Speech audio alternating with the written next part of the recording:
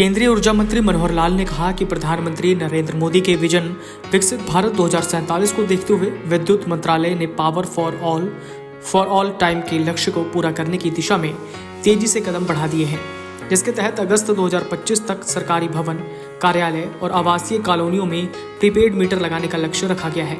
Prepaid meter लगाने पर bill में 2 से 5% की प्रति महीना रियायत दी जाएगी। हरियाणा को 5% रियायत देने की घोषणा की गई है।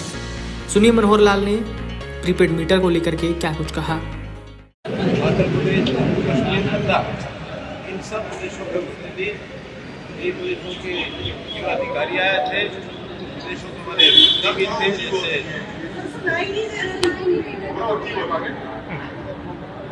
कुछ प्रदेशों के मंत्री आए थे, कुछ जगह से अधिकारी आए थे, जैसे हमारे हरियाणा से अनिल विज जी पावर मिनिस्टर हैं, पंजाब से हमारे मंत्री यहाँ आए हैं, इसी प्रकार से राजस्थान के मंत्री आए थे, दिल्ली के मंत्री थे, उत्तर प्रदेश के मंत्री थे, उत्तराखंड के मंत्री थे, हमारे जम्मू कश्मीर के मुख्यमंत्री श्रम एनर्जी मिनिस्टर हैं, लेकिन उनके स्थान पर उनके मंत्री आए थे।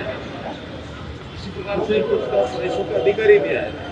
आज जिन विषयों पर चर्चा हुई है उसमें सबसे पहले तो एक टारगेट हमने सबसे बताया है कि देश के प्रधानमंत्री जी ने जैसा एक कहा है कि देश को 2047 तक विकसित भारत बनाना है। विकसित भारत बनाने के लिए हमारा जो पावर डिपार्टमेंट का नारा है कि power for all at all times, ये हमने सिद्ध करके दिखाना है कि कभी पावर की कमी नहीं आने देंगे। जो देश पावर डेफिसिट होता था, आज पावर सरप्लस की ओर जा रहे हैं और पावर सरप्लस हो चुके हैं। उस हिसाब से हर प्रदेश की क्या क्या स्थितियाँ हैं, क्या क्या समस्याएं हैं, क्या क्या उनके सुझाव हैं, जनरेशन किस प्रकार से बढ़ाई जा सकती है, ट्रांसमिशन में क्या क्या काम और किया जा सकता है, डिस्कॉम में क्या क्या कठिनाइयाँ हैं, कुछ नए आयाम भी, उसकी खुल करके चर्चा होती है।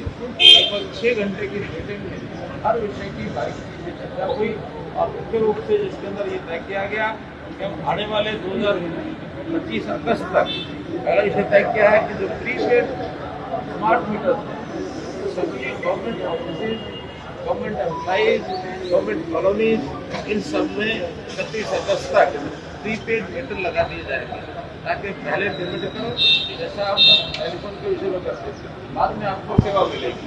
इसको बाद में और भी समाज के बाकी कंज्यूमर के ऊपर भी लागू किया जाएगा। और मैं समझता हूँ इसमें जो हमारे कमर्शियल इंडस्ट्रियल और हाई लोड सेकेंड फेज में उनको लिया जाएगा, उसके बाद बाकी और उसको लिया जाएगा।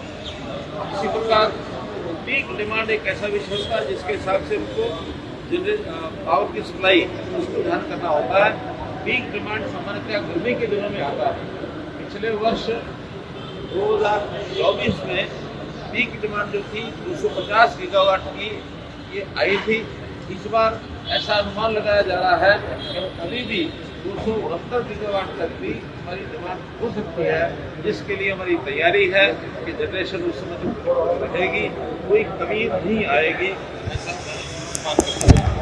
आना होता है, उसको किस प्रकार से और मजबूत किया जाए और उसमें भी टैरिफ बेस्ड कॉम्पिटिटिव बिडिंग के ऊपर और इस सिस्टम को लाया जाए, ताकि एक उचित दाम के ऊपर और ट्रांसमिशन लाइन प्राइवेट हमारे ब्रिटिश में आ सकें और इसी आधार पर कॉम्पिटिशन में स्टेट्स और प्राइवेट पार्टनर्स PPP के ऊपर और इस ट्रांसमिशन लाइन में आ सकते हैं। जहाँ तक इंफ्रास्ट्रक्चर की कुल मिलाकर इन्वेस्टमेंट का विषय है, इन्वेस्टमेंट सारे देश भर में 2042-2032 तक ऐसा अनुमान है कि 45 लाख करोड़ रुपए की इन्वेस्टमेंट होने वाला है। बड़े इन्वेस्टमेंट का विषय है। प्रदेश भी अपने पास से इन्वेस्टमेंट करें। केंद्र ने 1.5 लाख करोड़ रुपया और एक 50 साल के लिए फ्री ऑफ कॉस्ट ये जारी किया है। इस इंफ्रास्ट्रक्चर के लिए उस पैसे का केंद्रीय ऊर्जा मंत्री मनोहर लाल शुक्रवार को चंडीगढ़ में आयोजित उत्तरी राज्यों के ऊर्जा मंत्रियों के सम्मेलन की अध्यक्षता कर रहे थे।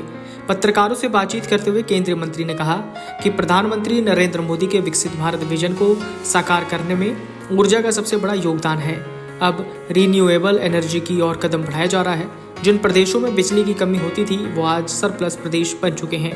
ऊर्जा मंत्रियों के सम्मेलन में हरियाणा, पंजाब, उत्तराखंड, जम्मू कश्मीर, राजस्थान सहित कई अन्य प्रदेशों के मंत्रियों और अधिकारियों ने हिस्सा लिया। Video desk अमरउजाला.com।